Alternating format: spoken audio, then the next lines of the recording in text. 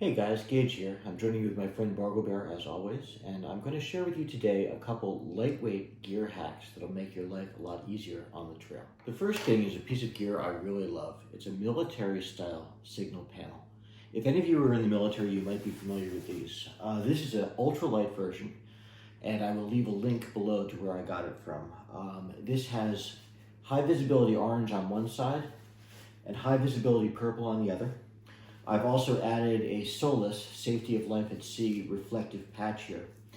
And this weighs 0.02 ounces. It weighs almost nothing. It has loops on all the corners and basically is a way to add visibility to anything that I want to add visibility to.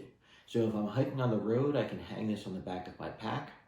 If I am leaving my tent in a bunch of tents, and how many of you have a Z-Pax duplex or a Big Agnes copper spur?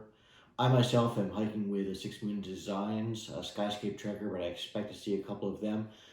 You want to be able to find your tent at night if you leave to go to the bathroom, if you are in a bunch of tents that look vaguely like yours.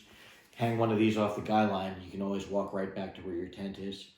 It's a good thing to leave on your bear bag if you're hanging your bear bag at night. If I'm leaving my op sack and my sack, I leave an sack which I do not have to hang up.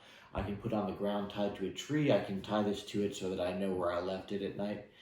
Basically a really easy, lightweight thing that gives you visibility wherever you might need it.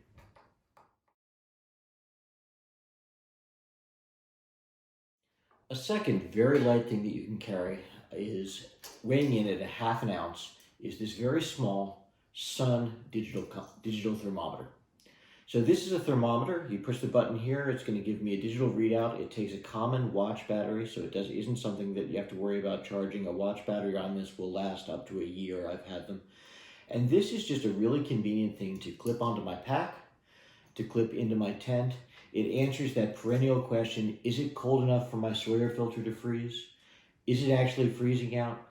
What is the temperature right now? If you want to complain, this lets you complain with a lot more accuracy than otherwise you would have. Instead of saying it's hot, you can say it's 83 degrees. And it's always just nice to know what the temperature is. Really quick, really easy, not a ton of weight, but a handy thing to have that I find myself referring to more often than not when I'm on the trail.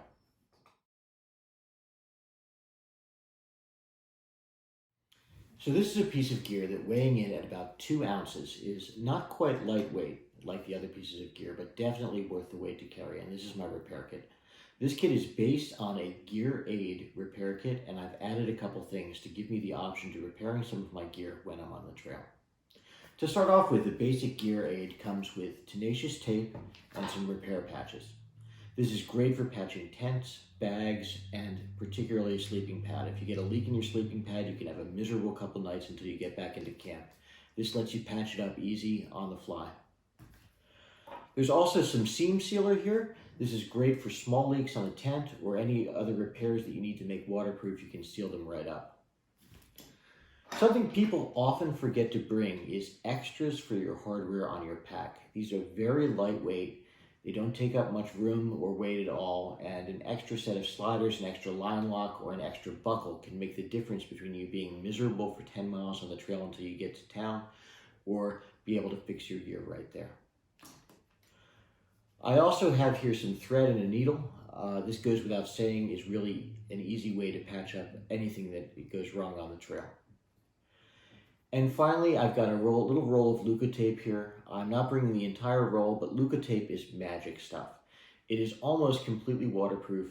You can peel it off and re-stick it a number of times, and it's great for repairing blisters, small cuts, gear problems, pretty much anything you need on the trail, especially hot spots on your feet.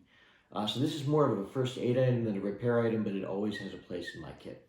A lot of you, like me, are going to be carrying the Sawyer Micro, the Sawyer Mini, or the Sawyer Squeeze on the trail. It's a fantastic filter, and a lot's been said about it, so I'm not going to say anything else. But a couple lightweight things you can bring with you to add utility to this is, first of all, a couple extra smart water caps. These smart water bottle caps are really easy to lose. You can knock them over, and it also fits the top of most of your squeeze bags. Having an extra cap can keep you from having a water bottle that becomes useless on the trail.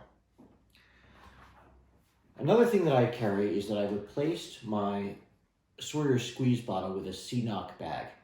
This bag's a little bit more durable. It's made out of a polyurethane instead of a mylar, and can also serve, because it seals up on the top here very tightly, as an alternate means of carrying water. So I can carry an extra 2 liters of water with this, where I'm not confident I could do that with the bag that comes with the Sawyer squeeze.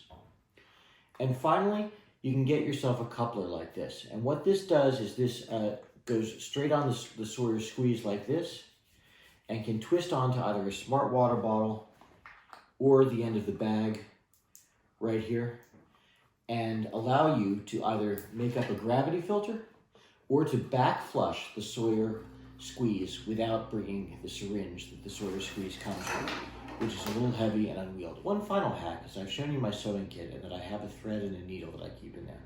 I also find it really good on the trail to carry a larger tapestry style sewing needle. The problem with a large needle is they're very long and they're very pokey, and they tend to poke through your gear and poke holes in things that you don't want holes to be poked into. So if you have something soft, like a Bargle Bear, one hack is you can take a tapestry needle and thread it very carefully through a pillow or a Bargle Bear, and keep a larger needle handy that's good for additional gear repairs, or also handy to have around for first aid uses. Bargle Bear and I thank you for joining us today. If you like what you've seen, please do subscribe to my channel. Please keep posted. I'm going to be sharing a blog soon that I'm going to be maintaining through the trail, and my start date is February 26th, so it's coming up very soon. Thank you very much all, and you have a great day. This is Gage and Bargle Bear signing out.